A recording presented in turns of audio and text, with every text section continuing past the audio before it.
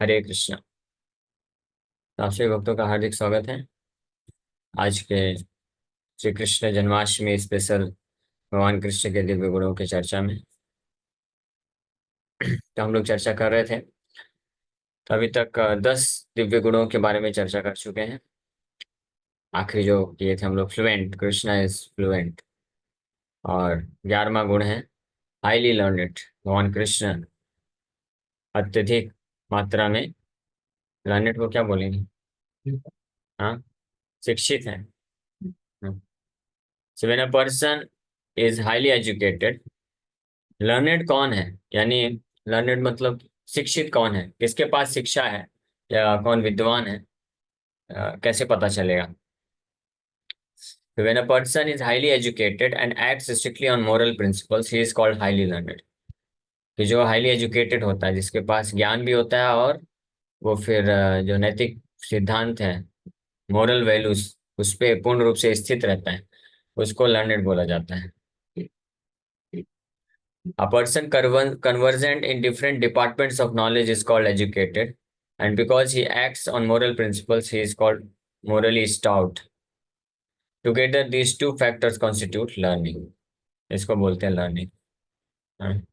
Morli stout होना चाहिए, यानी मोरल, जो नैतिक मूल्यों पे जो स्थित हो पूर्ण रूप से, और साथ ही साथ में अलग अलग प्रकार के ज्ञान के जो वस्तुएं हैं, उनके उनको उसका होना चाहिए, उसको पता होना चाहिए। ये दोनों चीज होती है, तब उसको लर्नेड बोला जाता है।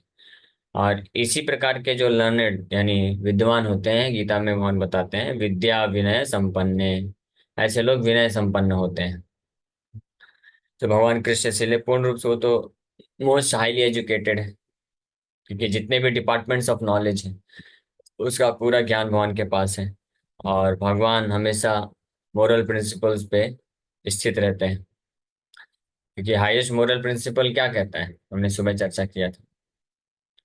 हाईएस्ट मोरल प्रिंसिपल है भगवान कृष्ण को परम सत्य के रूप में स्वीकार करना। So Krishna himself is embodiment of highest moral principle. Krishna's receiving education from Sandipani Muni is described by Sri Narad Muni as follows. Bhagavata में वर्णन है, नारद मुनि वर्णन करते हैं कृष्ण किस प्रकार से सांदीपनि मुनि से शिक्षा प्राप्त करते हैं। In the beginning, Lord Brahma and others are like clouds of evaporated water from the great ocean of Krishna. In other words, Brahma first received the Vedic education from Krishna, as the clouds receive water from the ocean. That Vedic education or instruction which was spoken by Brahma to the world was then reposed upon the mountain of Sandipani Muni. Sandipani Muni's instructions to Krishna are like a reservoir of water on the mountain, which flows as a river and goes again to mix with the source, the ocean of Krishna. वाह, क्या comparison किए हैं नारद मुनि। समझ में आया आप लोग को? ये उदाहरण जो है कृष्ण का कंपैरिजन से किया गया है, कैसे वैदिक नॉलेज, जैसे समुद्र होता है, तो समुद्र में ही सब पानी है। संसार में जो भी पानी है समुद्र से ही आता है। तो समुद्र से बादल पानी लेके जाते हैं, बादल हिमालयों को देते हैं, हिमालय से जो है पानी झरने के रूप में तालाब में एकत्रित होता है, और वो नदी के रूप में फिर प्रवाहित होकर के वापस से समुद्र में चला जाता है। तो इसी प्रकार से ये जो वैदिक ज्ञान है, हाँ, संपूर्ण वैदिक ज्ञान कृष्ण रूपी समुद्र के पास है। कृष्ण को ओशियन, समुद्र से कंपेयर किया गया, और बादलों को ब्रह्मा जी से कंपेयर किया गया, क्योंकि सबसे पहले इस भौतिक सृष्टि में जो भी ज्ञान है ब्रह्मा जी से आता है, क्योंकि सबसे पहले जीवात्मा ब्रह्मा जी हैं इस संसार में। और भगवान कृष्ण उनको, ब्रह्मा जी को ये ज्ञान देते हैं। तो भगवान कृष्ण जो है के पास ओशियनिक अमाउंट ऑफ नॉलेज, समुद्र के समान ज्ञान है, उसमें से थोड़ा ब्रह्मा जी को बादल के रूप में दे देते हैं। और उस ज्ञान को ब्रह्मा जी गुरु शिष्य परंपरा के माध्यम से सांदीपनि मुनि, जो भगवान कृष्ण जिनको गुरु स्वीकार किए, सांदीपनि मुनि रूपी हिमालय के ऊपर थोड़ा वर्षा करते हैं। और वही ज्ञान जो सांदीपनि मुनि, उसमें से झरने या तालाब के रूप में थोड़ा सा जो है वो प्रदान करते हैं, और जो कि वापस से वही नदी के रूप में बन करके कहाँ पे जाता है, ओशियन, समुद्र के पास, कृष्ण के पास जाता है। तो ये बहुत अच्छा कंपैरिजन है। यानी भगवान कृष्ण ने जो ज्ञान हासिल किया सांदीपनि मुनि से, वो क्या है, उनके द्वारा ही जो ज्ञान ब्रह्मा जी के पास गया था, ब्रह्मा जी ने के गुरु शिष्य परंपरा से सांदीपनि मुनि के पास आया और उसका उन्होंने कृष्ण को प्रदान किया। इसलिए हाईली एजुकेटेड कृष्ण ही है ये। नारद मुनि ऐसा वर्णन कर रहे हैं भागवत में। So to be more clear, the idea is that Krishna actually cannot be instructed by anyone. Just as the ocean does not receive water from any source but itself, it only appears that the rivers are pouring water into the ocean. हाँ? जैसे अगर कोई बाहर से देखता है समुद्र में, वो क्या है, गंगा सागर चले जाइए आप, तो गंगा सागर में ऐसा लगता है कि बहुत सारी नदियां आकर के समुद्र को पानी दे रही हैं, लेकिन वो बस प्रतीत होता है। वास्तव में समुद्र को कोई पानी नहीं दे सकता है, तो समुद्र से ही पानी आता है और वही वापस से नदी के रूप में उस तक पहुंचता है। तो इसी प्रकार से कृष्ण जब गुरु स्वीकार करते हैं, तो ऐसा लगता है कि कृष्ण को दीक्षा दिया गया, कृष्ण को शिक्षा मिली। जैसे भगवान रामचंद्र को विश्वामित्र मुनि लेके जाते हैं, है ना? किस लिए लेके जाते हैं? ताड़कासुर का वध करने के लिए। तो जब ताड़कासुर का वध करने के लिए लेके जाते हैं भगवान रामचंद्र को विश्वामित्र मुनि, तो वध कराने के लिए बहुत सारे अलग अलग अस्त्र शस्त्रों का विद्या देते हैं, ज्ञान प्रदान करते हैं, भगवान रामचंद्र को दीक्षित करते हैं। तो भगवान राम को दीक्षा देते हैं विश्वामित्र मुनि, और लक्ष्मण लेकिन दीक्षा नहीं लेते हैं। लक्ष्मण को राम भगवान दीक्षा देते हैं, शिक्षा देते हैं। लक्ष्मण स्वीकार नहीं किए, क्यों? क्योंकि अगर वो भी विश्वामित्र मुनि से दीक्षा ले लेंगे तो फिर राम लक्ष्मण गुरु भाई हो जाएंगे ना।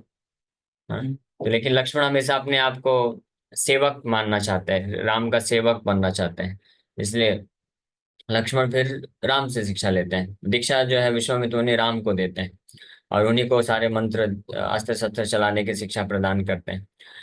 तो वहां पे भी ये वर्णन आता है कि भगवान राम के द्वारा ही जो मिलिट्री जो भी विद्या है अस्त्र शस्त्र चलाने की, वो विश्वामित्र मुनि को मिला और उन्होंने वापस से राम को प्रदान किया। ऐसे श्री चैतन्य महाप्रभु जब दीक्षा लेते हैं, तो उस वक्त केशव भारती से संन्यास दीक्षा लेते हैं, और ईश्वरपुरी से वैष्णव दीक्षा, हरिनाम दीक्षा, मंत्र दीक्षा लेते हैं। तो उनको भगवान श्री चैतन्य महाप्रभु ही जाकर के स्वप्न में बोलते हैं, मैं आपसे दीक्षा लूंगा, मुझे ये मंत्र आप दीजिए। तो वो फिर देते हैं उनके दास के रूप में स्वीकार करके। तो इस तरह से भगवान से ही पूर्ण ज्ञान आता है। भगवान लेकिन ये शिक्षा प्रस्तुत करने के लिए इस प्रकार से कार्य करता है। So it is clear that Brahma received his education from Krishna, and from Brahma, via the reciprocal succession, this Vedic instruction was distributed. Sandipani Muni is likened to the river which is flowing down again to that same original ocean of Krishna. The Siddhas, the inhabitants of Siddhalok, where all are born with fully developed mystic powers, and the Charanas, the inhabitants of a similar planet, pray to Krishna as follows. तो ये अलग अलग ग्रहों के सिद्ध लोक हैं। ब्रह्मलोक के नीचे तपलोक, जनलोक होता है, जहाँ पे सिद्ध लोग रहते हैं, सिद्ध लोक भी बोला जाता है। तो वो सिद्ध लोक की विशेषता क्या है कि सिद्ध लोक में जो भी जन्म लेता है ना, बचपन से ही अष्ट सिद्धियों के से परिपूर्ण रहता है। अनिमा, लघिमा, प्राप्ति, कामा, वसायति, सारी अष्ट सिद्धियां पूर्ण रूप से उनके पास होती है। वहां पे जो जन्म लिया बच्चा भी होता है उसके पास भी सिद्धि होती है, यानी पूरे जन्म में वो कोई महान योगी होते हैं, और इस प्रकार से तो ये सिद्ध कहलाते हैं। और इस तरह से चारण लोक भी होता है, जहाँ पे वो भी सिमिलर ही सिद्ध लोक के जैसे। तो वो लोग भगवान कृष्ण को इस प्रकार से प्रार्थना करते हैं भागवत में। क्या बोलते हैं? My lord Govinda, the goddess of learning is decorated with 14 kinds of educational ornaments. Her intelligence is all pervading with in the 4 departments of the Vedas. Her attention is always on the law books given by great sages like Manu, and she is apparelled in 6 kinds of expert knowledge, namely Vedic evidence, grammar, astrology, rhetoric, vocabulary, and logic. Her constant friends are the supplements of the Vedas, the Puranas, and she is decorated with the final conclusion of all education. And now she has acquired an opportunity to sit with you as a class friend in school, and she is now engaged in your service. तो माता सरस्वती के बारे में वर्णन कर रहे हैं कि अलग अलग प्रकार के जो ज्ञान के डिपार्टमेंट्स हैं, नॉलेज के डिपार्टमेंट्स हैं, उस सब में वो एक्सपर्ट हैं और उसको प्राप्त किया है। लेकिन वो अपॉर्चुनिटी प्राप्त करने के बाद अब वो योग्य बनी है भगवान कृष्ण का दासी बनने के लिए। तो यहाँ से भी ये प्रूफ होता है कि भगवान कृष्ण एकल ईश्वर कृष्ण, कृष्ण ही सुप्रीम मास्टर है जिनसे हर प्रकार के ज्ञान प्राप्त होता है। ऐसे श्री चैतन्य महाप्रभु की लीला में जब दिग्विजय पंडित केशव काश्मीरी गया, केशव काश्मीरी बहुत तपस्या करके माता सरस्वती को प्रसन्न कर लिया था, वरदान प्राप्त कर लिया था कि जब भी वो शास्त्रार्थ करेगा, किसी से शास्त्रों पे चर्चा करेगा, तो माता सरस्वती उसके जिह्वा में स्वयं प्रकट हो जाती थी। और इसलिए वो सारे शास्त्र में निपुण हो चुका था और कोई भी उसको हरा नहीं सकता था शास्त्रार्थ में। और इस तरह से डिफीट करते करते पूरे भारतवर्ष में सारे जितने भी महान विद्वान थे सबको डिफीट करके अपनी जय पताका लेकर के भ्रमण करता था। और किसमें? हाथी के ऊपर बैठ के, बढ़िया जैसे राजा महाराजा लोग चलते हैं ना, हाथी के ऊपर बैठ के, फिर बहुत सारे घुड़सवार होते हैं, सैनिक होते हैं, मंत्री मिनिस्टर होते हैं, पूरी टोली लेके जाते हैं। और दो चार रथ होते हैं जिसमें बहुत सारे अस्त्र शस्त्र रहते हैं। तो वैसे ही ये दिग्विजय केशव काश्मीरी भी हाथी में बिल्कुल राजा की तरह पाल के बैठ के और ट्रेवल करता था, और उसके साथ सैकड़ों सैकड़ों शिष्य लोग, जो भी एक से एक बड़े विद्वान लोग जाते थे। और कुछ उसके साथ में रथ होते थे जिसमें पोथी पोथी भरी रहती शास्त्रों की, यही तो उसका अस्त्र शस्त्र है। तो ये सब लेकर के और अपनी जय पताका फहराते हुए वो निकलता था पूरे भारतवर्ष में।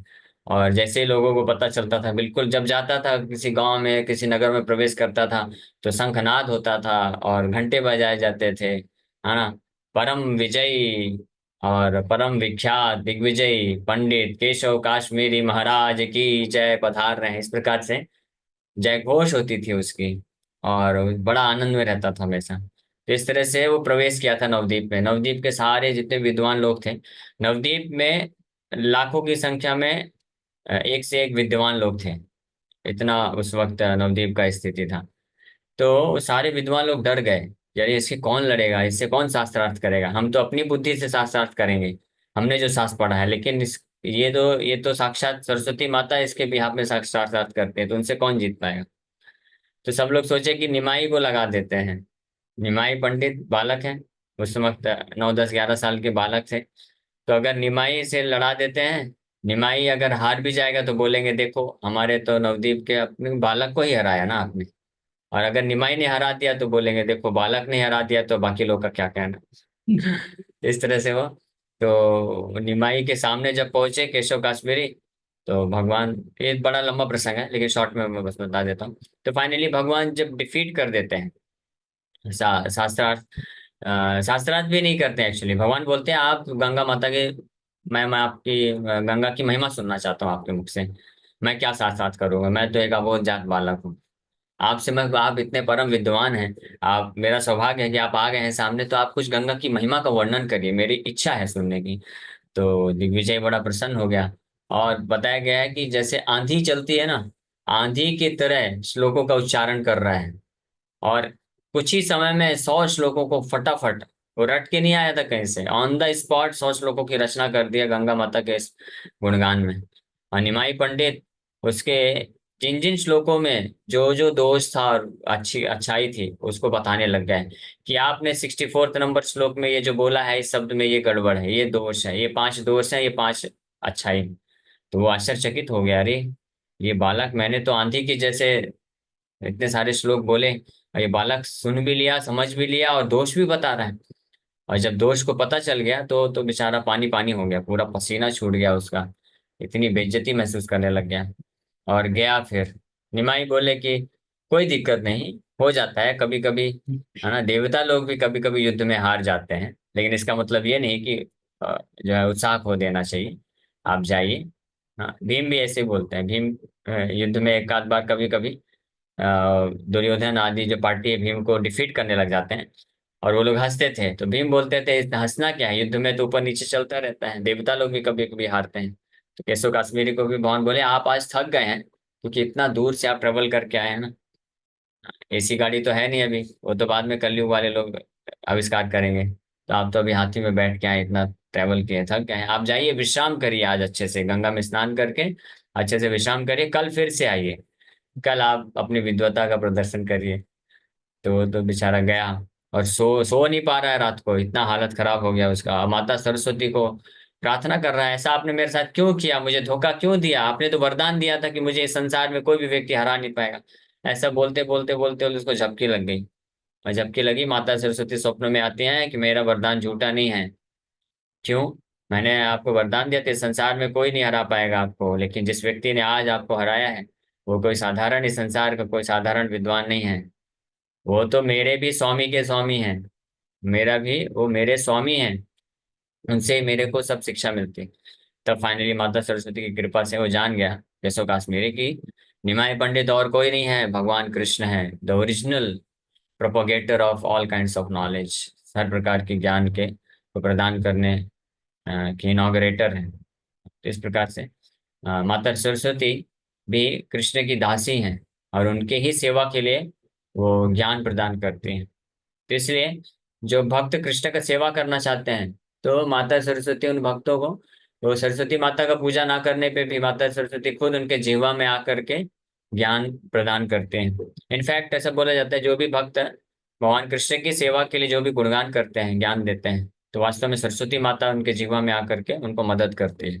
हाँ, तभी तो देखिए ना, ऐसे ऐसे भक्त हैं जो बहुत, ऐसा नहीं कि बहुत ज्यादा शास्त्रों के विद्वान हैं, पारंगत हैं, या बहुत ज्यादा जिनको बोलना आता हो।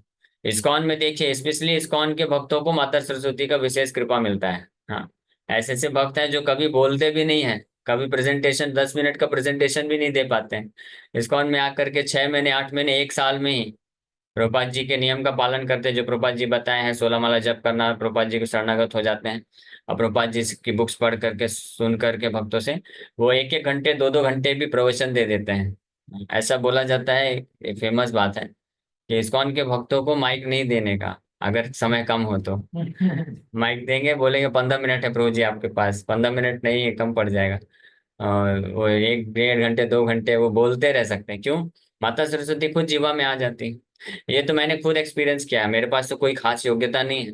मैं तो कई बार बताया, मैं बहुत इंट्रोवर्ट था, मैं कभी ज्यादा बोलता नहीं था, और स्टेज में तो ऐसे ही बोलने में कभी मेरी स्थिति नहीं होती थी। लेकिन पता नहीं इस्कॉन से जुड़ने में 6 8 महीने के अंदर ही चालू हो गया, बस बोलते रहते हैं, बोलते रहते हैं। तो ये माता सरस्वती की कृपा हो मिल जाती है, क्योंकि माता सरस्वती कृष्ण की दासी है। इसलिए कृष्ण का सेवा करने के लिए, गुणगान करने के लिए कोई भक्त सिंसियरली प्रयास करता है, तो ऑटोमेटिकली उनके ऊपर कृपा करके वो ज्ञान देती हैं। तो यहाँ पे एक चीज बताया जाए, Krishna the supreme personality of godhead does not require any education, but he gives a chance to the goddess of learning to serve him. भगवान अपने सभी भक्तों को चांस देते हैं सेवा करने के लिए, सेवा में लगाते हैं। तो उनको कोई ज्ञान की आवश्यकता नहीं, लेकिन माता सरस्वती को सेवा प्रदान करते हैं भगवान। Being self-sufficient, Krishna does not require the service of any living entity, although he has many devotees. It is because Krishna is so kind and merciful that he gives everyone the opportunity to serve him, as though he required the service of his devotees. ये भगवान की असीम कृपा है, अनुकंपा है, कि उनको किसी की भी कोई सेवा की आवश्यकता नहीं है, लेकिन अपने असंख्य भक्त होते हैं, असंख्य प्रकार से कृष्ण उनको वो अपॉर्चुनिटी देते ताकि वो सेवा कर सकें। जैसे भगवान रामचंद्र, तो क्या भगवान रामचंद्र खुद ब्रिज नहीं बना सकते थे? उनको तो ब्रिज बनाने का भी जरूरत नहीं है, लंका पार कर, समुद्र को पार करके जाने की जरूरत नहीं है, वो तो रावण को ऐसे ही वध कर सकते हैं। रावण के हृदय में परमात्मा के रूप में उपस्थित हैं, अंदर से परमात्मा बोलेंगे चलो भाई जाओ, माता सीता को सम्मान पूर्वक लेके आओ, तो रावण जो फोर्सफुली आना पड़ जाएगा उसको। ये भगवान रामचंद्र, उनके भी इतने सारे असंख्य वानर सेना है, हाँ, उनको सेवा में नहीं लगाएंगे तो क्या करेंगे? इधर उधर जंगल में कूद फाद करते रहेंगे। तो उनको सेवा में लगाने के लिए भगवान रामचंद्र कृपा करने के लिए इस प्रकार से ब्रिज बनवाए, और अपने आप को उनके ऊपर निर्भर करता हुआ प्रतीत किए। So regarding his moral principles it is stated, तो ये हो गया भगवान का एजुकेशन। तो he is highly, not just highly, he is most highly educated, because all education emanates from him only. अब मोरल प्रिंसिपल्स की बात कर रहे हैं। Regarding his moral principles it is stated in Shrimad Bhagavatam that Krishna is ruling over Vrindavan as death personified to the thieves, as pleasing bliss to the pious, as the most beautiful cupid to the young girls, and as the most munificent personality to the poor man. He is as refreshing as the full moon to his friends, and to his opponents, he is the annihilating fire generated from Lord Shiva. So, Krishna is therefore the most perfect moralist in his reciprocal dealings with different kinds of persons. ये है moral principles के बारे में। Moral principles का हम लोग सुबह चर्चा कर रहे थे कि जो नैतिक मूल्य पे स्थित व्यक्ति होता है तो उसका प्रभाव क्या होता है, सर्वभूत हिते रतः, वो सबके कल्याण के लिए कार्यरत हो जाता है। जो सबके कल्याण के लिए उनके स्थिति अनुसार कार्य करना जानता है वही सबसे ज्यादा मोरल व्यक्ति है। तो कृष्ण वृंदावन में है या मथुरा में है या द्वारका में है, हस्तिनापुर में, कहीं पे भी है, तो कृष्ण अलग अलग प्रकार के जो व्यक्ति हैं उनको अलग अलग प्रकार से परफेक्ट डीलिंग करना आता है। तो कृष्ण जो वृंदावन में, ब्रज में जो असुर आते हैं, चोर डकैत, ये लोग आते हैं, उनके लिए कृष्ण जो है डेथ पर्सोनिफाइड है, यमराज की भांति हो जाते हैं। हाँ। और जो वहाँ के पुण्यवान लोग हैं उनके लिए प्लीजिंग ब्लिस, आनंद प्रदान करने के स्रोत बन जाते हैं। हाँ। और जो गोपियां हैं उनके लिए वृंदावन चंद्र, क्यूपिड, कामदेव की तरह आकर्षित करते हैं। और जो वहाँ के गरीब व्यक्ति हैं उनके लिए बड़े ही उदार हृदय के, चैरिटेबली डिस्पोज हो जाते हैं, यानी उनको मदद करने के लिए जो भी वस्तुओं की जरूरत है। और जो उनके फ्रेंड्स हैं, सखा हैं, उनके लिए he is as refreshing as the full moon. जैसे चंद्रमा होता है, कार्तिक का जो चंद्रमा होता है, कार्तिक पूर्णिमा का, या उसको देखना कितना सुंदर लगता है, रिफ्रेशिंग लगता है, ठंडक देता है, शीतलता देता है। तो इस प्रकार से अपने सखाओं के लिए भगवान इस प्रकार से होते हैं, और अपने अपोनेंट्स के लिए एनिहिलेटिंग फायर की तरह, सब कुछ नष्ट करने वाली अग्नि के समान भगवान प्रकट हो जाते हैं। तो इस प्रकार से कृष्ण सबसे एक्सपर्ट, मोस्ट परफेक्ट मोरलिस्ट होते हैं। इसलिए दोनों कॉम्बिनेशन, मोस्ट परफेक्ट मोरलिस्ट और साथ ही साथ में परफेक्टली एजुकेटेड, सबसे ज्यादा एजुकेटेड है, कि दोनों कॉम्बिनेशन मिला करके क्या होते हैं, इसलिए कृष्ण हाईली लर्नड है। When he is death personified to the thieves, it is not that he is without moral principles or that he is cruel. He is still kind, because to punish thieves with death is to exhibit the highest quality of moral principles. तो moral principles में जब जो thieves हैं, डकैत हैं, असुर हैं, जब उनको भगवान मारते हैं तो वो भी मोरल प्रिंसिपल्स को फॉलो कर रहे हैं। क्यों? क्योंकि मोरालिटी का मतलब है किसी का वास्तविक कल्याण करना, हित करना। तो इन असुरों का, चोरों का कल्याण कैसे होगा? जब भगवान के द्वारा मारे जाएंगे तभी तो कल्याण होगा। हाँ। कुछ लोग ऐसा बोलते हैं, अब पता नहीं कितना ये बात है, कि रावण को पता था, रावण जानता था कि मैं तो असुर हूँ, तो मैं तो डायरेक्ट भगवान का भक्ति सेवा नहीं कर सकता हूँ, तो मेरा एकमात्र कल्याण तभी होगा जब राम के हाथों मारा जाऊं। तो ये बात तो सही है, लेकिन रावण को ये पता था, नहीं पता था, या ब्राह्मण ऐसा भाव रखता था, वो अभी पता नहीं, कंट्राडिक्टरी है ऐसा, लेकिन कुछ लोग ऐसा बोलते हैं। तो लेकिन मेन चीज ये है कि ये बात सत्य है कि जो आसुरी प्रवृत्ति के लोग होते हैं तो वो डायरेक्ट भगवान का भक्ति नहीं कर सकते हैं, क्योंकि उनके बुद्धि में घुसेगा नहीं, कितना इतना ईर्ष्या भाव रहता है कृष्ण के प्रति, भगवान के प्रति। तो इसलिए उनका एकमात्र उद्धार करने का तरीका क्या है, भगवान जानते हैं कि इनको, उनको मृत्यु प्रदान किया जाए। तो मृत्यु के द्वारा, भगवान के द्वारा जब वो मरते हैं तो उनकी आसुरी प्रवृत्ति, अपराध, पाप, ईर्ष्या, द्वेष सब नष्ट हो जाता है, शुद्ध हो जाता है, और तब वो भगवान की शुद्ध भक्ति को प्राप्त कर सकते हैं। तो इसलिए भगवान के द्वारा असुरों का वध करना वो उनके ऊपर कृपा है, इसलिए ये भी एक प्रिंसिपल ऑफ मोरालिटी है। In Bhagavad Gita also Krishna said that he deals with different kinds of persons according to their dealings with him. ये यथा माम प्रपद्यन्ते ताम तथैव भजाम्यहम्। कि जो जिस तरीके से भगवान के साथ डील करता है वैसे भगवान उसको रेसिप्रोकेट करते हैं, आदान प्रदान करते हैं। So Krishna's dealings with devotees and with non-devotees, although different, are equally good. तो अलग अलग तरीके से होता है भगवान भक्तों के साथ, और भक्तों में भी अलग अलग प्रकार कैटेगरी के भक्त होते हैं, अलग अलग तरीके से डील करते हैं। और जो अभक्त हैं उनके साथ भी अलग प्रकार से व्यवहार करते हैं, लेकिन वो सब एब्सोल्यूट प्लेटफॉर्म में एक ही होता है, क्योंकि सबके लिए हितकर होता है।